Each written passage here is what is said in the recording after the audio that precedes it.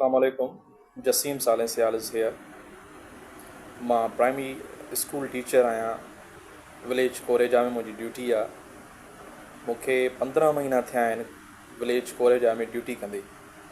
मुंहिंजी रिहाइश आहे रते देरो में. मां पहिरियों रहंदो हुउसि लाड़काणे में. उते लाड़काणे मां पंहिंजी अकेडमी बि हुई मुंहिंजी. उहा अकेडमी बि हलाईंदो हुउसि. पोइ उनखां पोइ हेॾे शिफ्ट थी जॾहिं मूंखे गवर्नमेंट जॉब मिली, मां पोइ हेॾे शिफ्ट थी आयुसि रते देरे. जॾहिं खां मां रते देरे में आयो आहियां तॾहिं खां वठी मूंखे तमामु घणियूं तकलीफ़ूं मिलियूं आहिनि. तमामु घणा मूं ते साइकोलॉजिकल टार्चर कया विया आहिनि. एतिरो त मूंखे तंग कयो वियो आहे, एतिरो त तंग कयो वियो आहे जो उनजी काई हद न आहे. उन मुंहिंजी फैमिली बि इन्वॉल्ड आहे. मुंहिंजी फैमिली बि मूंखे ॾाढो प्रेशराइज़्ड ऐं स्ट्रेस में रखियो आहे.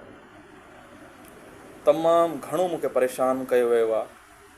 14 खां 15 महीना थिया आहिनि मूंखे जॉइनिंग कंदे primary school teacher as a PhD.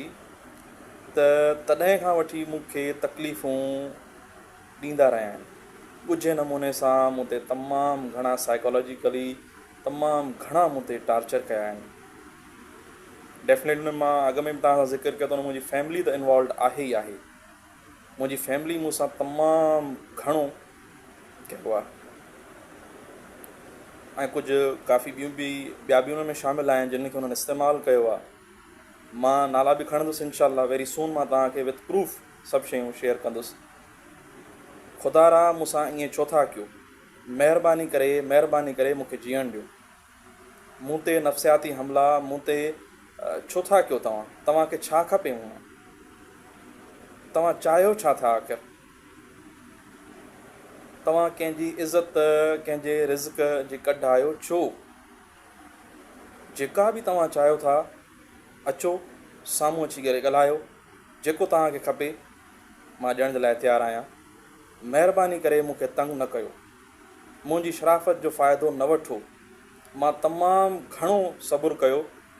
14 खां 15 महीना मां सब्रु कयो, पर मूंखे तव्हां ॻुझे नमूने सां तमामु घणियूं तकलीफ़ूं ॾींदा रहिया आहियो.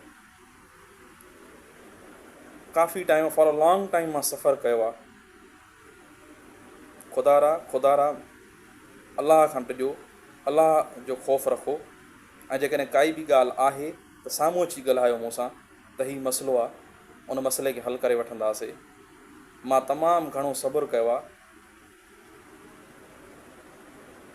ऐं मां हाणे उन्हनि जा नाला बि शेयर कंदुसि तव्हां सां विथ प्रूफ त जेके माण्हू इन्वॉल्व आहिनि, जिन मूंखे साइकोलॉजिकली टार्चर्स ॾिना आहिनि. विच में मूंसां एतिरो त इन्हनि कयो जो मां एॾो स्ट्रेस में हलियो वियुमि. बहरहाल उन खां पोइ मां पाण खे संभालियो. जेके माण्हू उन में जेके क़ुवतूं आहिनि, जेके एॾो वॾो मूंसां जिन नाजाइज़ी कई आहे, अलाह खां टिजो, ख़ुदा जे वास्ते कंहिंखे एॾो तंग न कयो. कंहिंजे सब्र जो एतिरो फ़ाइदो न वठो.